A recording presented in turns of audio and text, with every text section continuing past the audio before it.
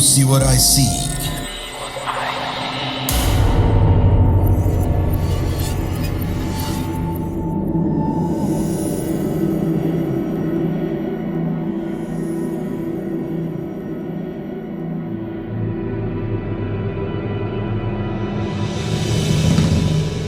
Assalamualaikum warahmatullahi wabarakatuh. Kembali lagi bersama saya Noriko Iramna. Kali ini mungkin ini nggak tahu ya di podcast saya yang keberapa, tapi menurut saya cerita ini nih kayak cerita yang paling menarik dari series saat saya praktek klinik gitu loh. Mungkin kalau misalnya sudah diupload atau nggak tahu, itu yang pertama yang saya praktek klinik terakhir ini. Cuman ini salah satu praktek klinik yang saya lakukan di semester pertengahan lah, di semester di awal-awal praktek klinik gitulah. Nah, saya kan praktek klinik sudah beberapa kali. Nah, kita bagi menjadi praktek klinik yang saat ini saya lakukan itu part 2 dan yang part 1 gitu loh. Part 1 itu 3 bulan. Nah, jadi saya akan menceritakan rentetan kejadian yang terjadi pada 3 bulan pertama atau klinik part 1. Langsung aja kita masuk ke ceritanya. Jadi ceritanya itu pada saat itu saya tuh mendapatkan tempat praktek klinik di salah satu rumah sakit di Jawa Tengah, yaitu rumah sakit swasta yang pertama kali. Nah, pada saat itu saya juga ngekos deket rumah sakit tersebut gitu loh. Nah, jadi pada saat saya ngekos itu hawanya tuh udah gak enak banget. Ini saya ceritakan aja mungkin detailnya untuk kosannya. Jadi kosan saya itu di belakang, tempatnya di pedesaan gitu, desa banget lah. Mungkin yang tak bisa dibayangin aja kalau jalan aspalnya tuh masih jalan aspal kasar gitu loh. Nah, terus kita masuk melewati pabrik. Terus kosan saya itu hanya satu-satunya itu kosan yang bisa disewain kamarnya, karena emang di daerah situ tuh susah untuk cari kosan karena tempatnya benar-benar di desa gitu loh. Nah, kosan saya itu kayak kayak lorong panjang, terus dipotong-potong, disingkat, dikasih kayak triplek kayak gitu, terus dibuat kamar gitu loh. Nah, terus sedangkan rumah sakit saya itu nggak jauh dari kosan, mungkin berjarak 2 menit mungkin dari kosan kalau misalnya naik motor. Saya mulai dulu dari rumah sakit ya. Di stase ini saya itu mungkin stase awal praktek klinik ya. Jadi masih tugasnya tuh kayak masih mungkin ringan-ringan kayak gitulah, dan masih di suatu bangsal yang bangsal umum, kayak pasien mungkin hanya sakit panas, hanya mungkin pasien sakit kayak batuk gitu-gitu segala macem lah. Nah, pada saat itu saya tuh untuk pertama kalinya shift malam. Dan pada saat shift malam di bangsal itu tuh kebetulan nggak ada cewek atau nggak ada perawat cewek di situ. Nah, kan tidur ini bergantian gitu loh, kita gantian biar misalnya ada pasien apa-apa kita tetap tanggap gitu kan. Nah, pada saat itu mbak-mbaknya tuh tidur di nurse station untuk istirahat. Nah, saya itu tidur di ruang obat yang hanya berdepanan gitu loh. Nah, tapi di ruang obat itu di kanannya itu ada bekas ruangan isolasi COVID dan ruang hemodialisa, atau biasanya kalau orang itu ruang cuci darah. Nah, pada saat malam itu saya tuh lagi ngerjain tugas laporan kayak gitu kan. Nah, jam 1 berlalu, masih santai.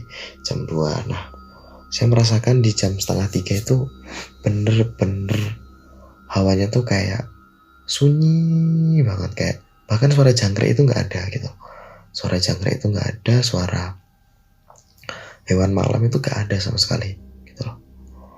Dan suara pertama yang saya dengar itu seperti suara kursi dibuat rebutan tepat di samping ruangan isolasi itu. Dan ruangan isolasi kan karena nggak dipakai kan jadi gelap gitu ya. Saya nggak bisa ngeliat jelas itu loh.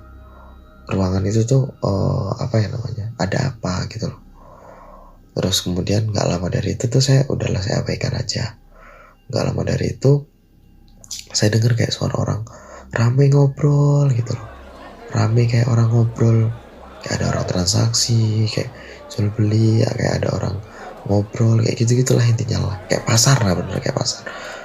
Saya dengerinnya tuh kayak apa sih ini sebenarnya? Saya nekat keluar dong. Saya nekat keluar dari ruang obat, saya masuk ke saya mau lihat ke ruang isolasi gitu loh, tapi emang ruangnya dikunci. Saya cuma ngeliat gelap, nggak ada apa-apa. Terus kayak ada pintu besar gitu, ke tiang pintu dan ketutupan tembok. Nah saya rasa suara-suara itu tuh dari situ gitu loh. Rame banget gitu loh. Kayak apa namanya, suara-suara tuh kayak gitu. Akhirnya udahlah, saya abaikan kayak gitu loh. Nah pada saat itu saya nggak pikir panjang nih, saya ngerjain laporan lagi gitu. Di tepat jam 3 saya ngerasa tuh kayak makin apa ya, suasana itu makin mencekam gitu loh. Saya sendirian di ruang obat, suasana dingin karena emang AC kan ruang obat, dan kayak pasien pada saat itu emang lagi sepi, nggak banyak pasien gitu loh. Yang saya rasakan pada saat itu tuh kayak di logika ya, mana ada di rumah sakit di dalam jam 3 ada orang jualan bakso. Nggak logis banget kan? Itu the real. Saya keluar, saya iseng keluar ngelihat kamar-kamar pasien itu, kayak lorong pasien, ada suara orang, suara kayak sendok sama piring itu dikentong, ding ding ding ding ding ding ding. Saya cari sumber suaranya sampai 2 menit atau 5 menitan. Saya tuh ngelihat pasien bukain pintu satu-satu, nggak ada sama sekali. Tapi ada satu ruangan yang mungkin jarang dipakai. Ruangan paling pojok, paling dekat sama jadi rumah sakit itu masih dalam keadaan pembangunan ya. Jadi di rumah itu bisa, di belakang itu bisa dilihat kayak masih ada kebun apa ya namanya, jati. Arahnya dari situ gitu loh. Ding ding ding ding ding kayak gitu suaranya. Suaranya nggak cuma sekali saya merinding. Suaranya ada 2 atau 3 kali gitu loh. Saya coba lihat ngintip gitu, nggak kelihatan apa-apa, hanya gelap kayak gitu. Oke, mungkin saya mikir apa saya mungkin sudah ngantuk ya. Nggak lama dari itu saya dikagetin sama salah satu mbaknya manggil, ngapain dek? Saya kaget langsung kan. Nggak mbak, nggak apa-apa. Terus mbaknya ngomong, dicek infusnya, mbaknya minta dicek infusnya segala macam. Akhirnya saya keliling kayak gitu. Udah akhirnya pada shift malam itu nggak ada kejadian apa-apa dan saya nggak melihat apapun ya. Nah pulanglah akhirnya saya. Mungkin perawat yang tahu kalau misalnya habis jaga malam itu bisa kan libur atau lepas. Nah saya tidur memang dari pagi sampai sore di kosan itu. Cuman pas saat malam itu teman saya yang gantian jaga malam. Saya otomatis sendirian di kosan, karena kosan itu bener-bener kalau nggak ada anak PKL jarang ada tempatnya gitu, jarang ada yang nempatin gitu. Pada saat itu saya bangun, sholat maghrib, terus ya makan segala macam. Saya tuh udah mulai curiga ketika saya ngelewatin dapur. Jadi dapurnya itu guys gelap. Nah kalau kita mau masuk ke kamar saya itu, kamar saya itu belok ke kiri, ada pertigaan gang di rumah itu, kanannya itu dapur, kirinya itu arah ke kamar saya gitu loh. Setiap saya ngelihat situ, saya tuh selalu ngelihat kayak di ujung mata, ekor mata tuh kayak ngelihat cewek pakai baju putih. Tapi anehnya itu tuh gak panjang dressnya, mungkin cuman sedengkul gitulah. Saya ngelihat kayak mungkin saya salah lihat. Lagi saya keluar lagi untuk beli minum. Saya masuk lagi, kayak ngeliat lagi. Suatu ketika saya nggarap lah laporan sampai mungkin jam 9 atau jam 10 gitu. Saya iseng keluar buat nyari angin lah. Ketika saya masuk, begitu kagetnya saya saat saya ngelihat ada sosok dengan bajunya compang-camping darah semua, rambutnya pendek di bawah telinga, lagi ngeliatin saya sambil tersenyum. Otomatis saya langsung kaget lah, jelas langsung kaget. Saya langsung masuk kamar, ngambil kunci motor. Saya berniat untuk nyari warung angkringan gitulah, karena saya emang bener-bener di kosan sendirian dan saya tuh ngerasa kalau misalnya kosan itu tuh hawanya mencekam, apalagi itu musim hujan ya waktu itu. Ketika itu ya udahlah, saya berangkat nyari, dan saya tuh tipe orang yang kalau misalnya sebelum berangkat saya selalu ngecek motor saya, terutama di spion. Dan saat saya ngecek spion, motor saya itu kan parkir di belakang itu tembok. Saya ngelihat ada kepala doang nempel di tembok. Merinding saya, rambutnya gondrong, panjang, saya rasa mungkin cewek, dan giginya yang atas taring itu mungkin sampai ke bawah. Otomatis dong di belakang saya dong. Saya langsung aja cepat starter motor. Ini gak kayak di film horor ya, starternya susah. Motor saya langsung hidup, starternya saya gigit, langsung saya pergi gitu loh. Saya ngerasa kayak nenangin diri. Tapi saya jam 12 saya pulang lagi, saya langsung tidur gitu loh, karena emang benar-benar ngantuk. Dan gak terjadi apa-apa, hanya mungkin suara-suara kayak ada suara orang ketawa kayak gitu, saya abaikan lah gitu loh, karena emang benar-benar ngantuk, besok juga pagi gitu loh. Kita skip di rumah sakit yang selanjutnya, yang pada saat itu 1 bulan saya pindah ke rumah sakit, tapi saya nggak pindah kos karena emang jarak rumah sakitnya berdekatan. Yang ini rumah sakit salah satu rumah sakit tadi kan swasta, ini rumah sakit punyanya ya salah satu rumah sakit negara lah, rumah sakit besar gitu loh. Nah pada saat itu first impression saya ke rumah sakit itu, yang pertama itu mengerikan yang saya lihat. Karena nggak tahu kenapa tuh sensitivitas saya tuh jadi tinggi semenjak di rumah sakit gitu loh. Nggak cuma saya, tapi teman-teman saya gitu loh. Pada saat awal orientasi mungkin santai aja gitu loh. Dan untuk pertama kalinya saya sama teman-teman saya tuh udah langsung di shift gitu loh. Jadi malah hari ini orientasi, besoknya tuh di shift pagi siang malam gitu loh. Nah terus teman saya cerita, pada saat dia jaga malam, sebut aja Mbak P ini bilang ketika jam 3 malam atau jam 2 malam dia lagi ngetik pakai laptop, dan laptop itu kan suaranya kan nggak keras gitu loh mesin. Dia denger dari tangga. Jadi understation yang tempat dia ngetik itu kayak ada pintu kaca keluar, kirinya itu ada tangga, dan kanan arah ke lift. Dan itu lorong itu gelap banget, terutama di tangga. Dia denger suara yang bener-bener jelas, itu seperti mesin ketik, dan itu jelas banget. Dia kayak dengerin sama dia, apa dia yang ngetik, apa suara tangannya, tapi dia berhenti pada saat itu pas dia jaga malam ya. Si Mbak P ini dengerin lagi, ada lagi suaranya. Akhirnya dia tutup laptop, dia coba dengerin lagi nih. Ada lagi suaranya, dan di tangga. Karena mungkin aslinya orang ini penakut banget, tapi mungkin karena adrenalinnya lagi naik ya, dia nekat masuk, keluar ke station, ke pintu kaca, dia deketin ke tangga. Apa yang dia nggak ngeliat apapun, tapi ada suatu kejadian yang benar-benar bikin dia shock gitu loh. Paginya pucet gitu dia.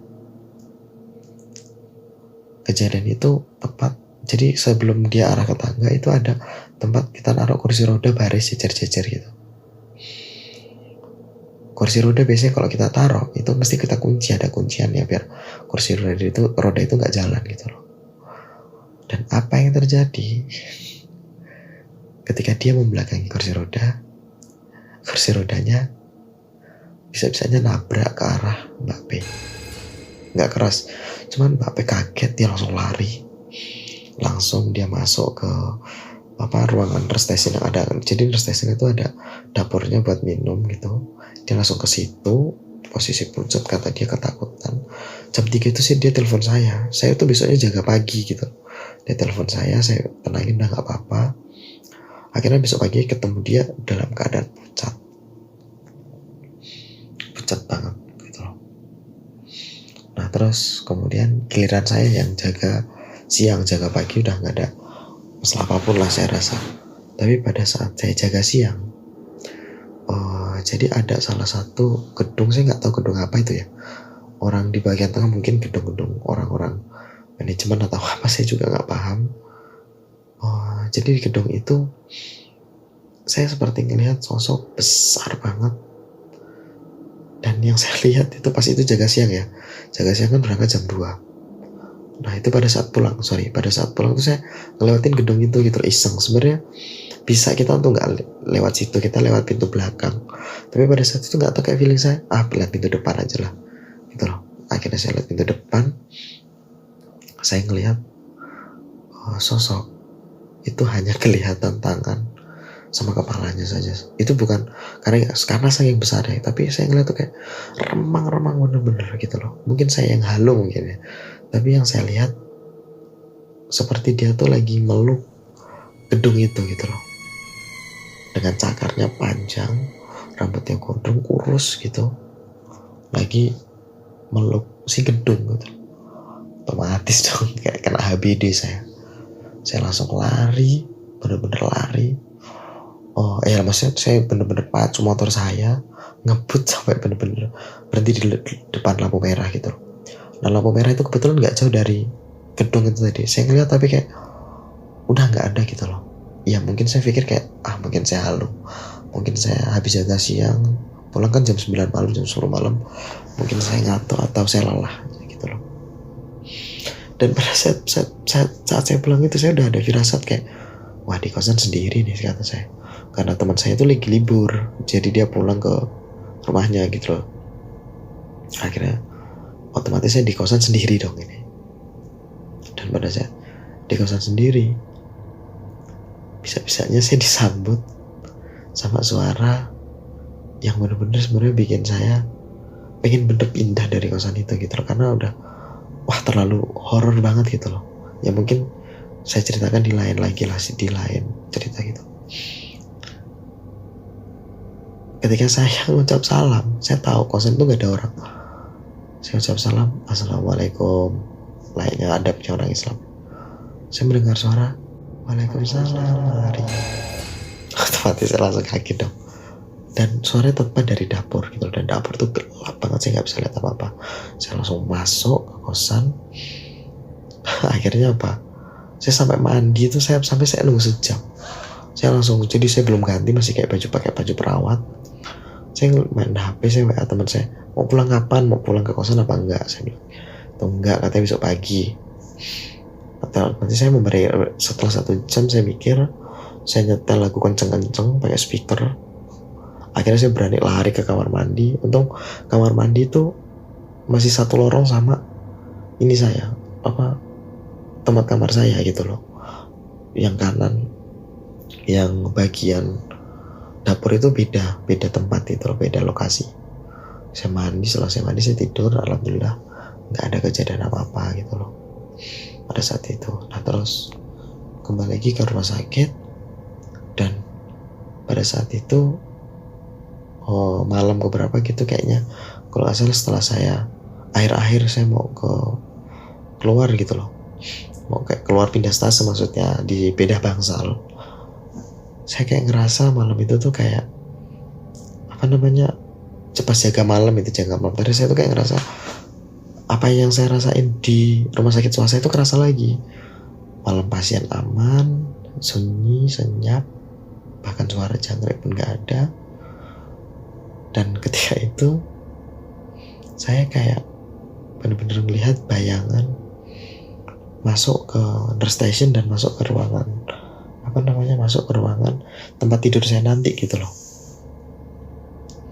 Jadi di nurse station itu ada 2 pintu ruang untuk kepala ruang, nggak mungkin kan saya masuk.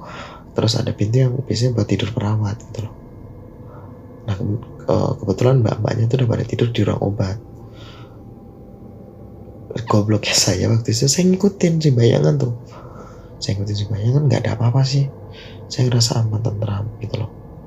Nah yang saya kaget itu pintu tuh kayak dibanting gitu loh. Pintu ketika saya masuk, saya udah di pintu kayak dibanting, der. Pada saat itu sepersekian detik pintu itu kayak kekunci. Saya buka itu nggak bisa.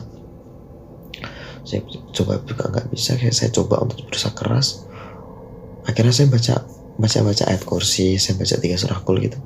Tiba-tiba saya mundur kayak, ya Allah pasrah aku. Kayak udahlah pasrah aja lah kalau emang terkunci di sini tanpa sebab.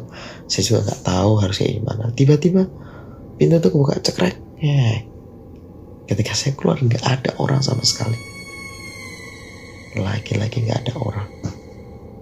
Dan tiba-tiba monitor komputer di depan itu tiba-tiba hidup. Padahal saya ingat banget itu dalam posisi keadaan mati gitu loh. Karena itu emang biasanya untuk kayak ada 2 monitor, yang satu monitor untuk bener-bener untuk kerja rumah sakit, yang satu tuh kayak monitor untuk bisa untuk sambung ke CCTV atau ngecek untuk nonton TV juga bisa. Tiba-tiba itu tuh hidup sendiri. Saya juga kaget gitu loh. Kayak dari hati saya, wah ini udah nggak beres ini, saya mikir kayak gitu. Pada saat itu kejadian yang benar-benar mungkin saya bukan takutkan sih, semua orang ngerasain, teman-teman saya pada ngerasain itu tuh sebenarnya kejadian di lift. Ini bener-bener kayak kalau saya mungkin tangga itu terang, saya mending lewat tangga sebenarnya. Pada saat itu saya jaga malam, tepatnya jam 11, saya tuh diminta untuk ke kasir karena emang kasirnya di lantai 1, itu ruangan saya di lantai 4, mau nggak mau harus lewat lift dong. Dan di lantai 2 itu tempatnya poli, kayak untuk pasien rawat jalan, pasien kontrol gitu. Dan itu setiap jam 4 sore itu udah mati semua lampu, pintu semua udah dikunci. Nah, pada saat itu ya udahlah, saya dengan santainya saya jalan ke lift. Masuk lift, saya pencet langsung lantai 1 ya. Saya pencet langsung lantai 1, bisa-bisanya lift itu berhenti di lantai 2 tempat di poli dan yang gelap banget poli. Saya ngerasa ada yang mencet gitu loh. Ya di logika, ketika lift berhenti di satu lantai berarti kan lift itu ada yang mencet dari luar kan. Saya merinding banget ini. Saya beranikan diri untuk keluar dari lift. Saya engok kanan kiri udah gelap banget. Saya sampai buka senter HP saya loh. Saya sampai, halo, ada yang mau bareng lo nggak? Isi, ada yang mau bareng nggak? Saya pikir ada satu pegawai yang mungkin kejebak gitu di lantai 2 dan bingung. Akhirnya dia lewat lift gitu loh. Akhirnya saya masuk lift lagi, saya turun lagi. Dan ketika saya naik, kejadiannya sama berulang lagi, saya berhenti di lantai 2. Dan lift ini saya sampai tanyain ke senior, katanya itu emang udah sering, udah template, itu udah kejadian yang bener-bener template gitu loh, kayak udah terus berulang gitu loh. Dan kayak saya teman saya ceritanya, teman saya yang mengalami kejadian dengan dia waktu itu jaga siang, maghrib, dia tuh diminta untuk ngambil hasil radiologi di lantai 1. Selat lift lagi gitu loh. Dan pada saat itu maghrib, pas azan, dia bisa dengar azan dari lift itu, walaupun kedap suara sih juga. Pada saat buka di lantai 2 tuh di sini dia dengar azan maksudnya. Jadi berhenti di lantai 2, dia dengar azan. Dan pada saat itu udah gelap semua, gelap. Jadi saya kasih tau aja, di poli itu, tempat poli itu jam 3 sore itu udah gelap, lampu semua sudah dimatikan karena memang biasanya kalau poli itu emang selesai jam 2, selesai jam 1 gitu, udah selesai, udah nggak ada pasien gitu. Ketika jam 3, jam setengah 4 itu udah gelap gitu loh. Dan itu jam maghrib itu udah benar-benar gelap. Akhirnya teman saya nggak berani keluar, saya pencet tombol tutup. Tapi yang anehnya kayak ada sesuatu yang nahan di depan lift, tapi itu nggak ada wujudnya apa-apa gitu loh. Teman saya si Mbak Bel lagi, dia kayak ngomong, lift itu kan ada suaranya, yang intinya liftnya silahkan masuk, berarti itu kan ada salah satu yang menghalangi gitu loh. Pintu terbuka, silakan masuk. Pintu, suaranya berulang seperti itu, terus seperti ada yang nunggu di depannya. Coba kalian di posisi Mbak P itu seperti itu. Dia langsung baca, astagfirullahaladzim, dia teriak Allahu Akbar, baru pintunya tertutup. Gitu. Ya, mungkin rentetan itu masih banyak banget sebenarnya, rentetan kejadian-kejadian yang pada saat saya klinik di rumah sakit yang ini, part 1 ini banyak banget sebenarnya. Tapi mungkin sekian saja yang bisa saya ceritakan. Saya harap teman-teman terhibur gitu loh sama cerita yang dapat saya sampaikan. Maaf kalau ada salah kata atau mungkin kecepatan, karena memang saya record ini jam 12 malam, udah ngantuk juga gitu loh. Jadi bisa menghibur teman-teman pencinta horor gitu.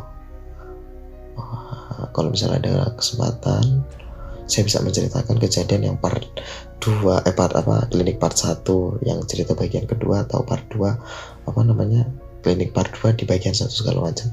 Mungkin nanti bisa saya ceritakan karena memang banyak sekali kejadian yang saya alami. Oh ya, terus banyak yang nanya kenapa sih saya bisa peka, kenapa saya bisa ngelihat kayak gitu, karena memang ada salah satu keturunan dari bapak sama ibu saya, dan saya juga pun udah terbiasa berbaur sama mereka. Kenapa kok pemberani nggak takut? Karena saya sudah bisa berbaur, karena udah terbiasa berbaur pada saat di rumah gitu loh teman-teman, di rumah saya gitu loh. Jadi saya ngerasa biasa aja, sampai di rumah tuh saya dibilangin nggak ada takutnya ya, nggak punya udel gitu loh. Sebenarnya takut ada, cuman ya udah saya simpen aja, saya bisa manajemen rasa takut saya gitu. Oke, kalau gitu terima kasih. See you. Assalamualaikum warahmatullahi wabarakatuh.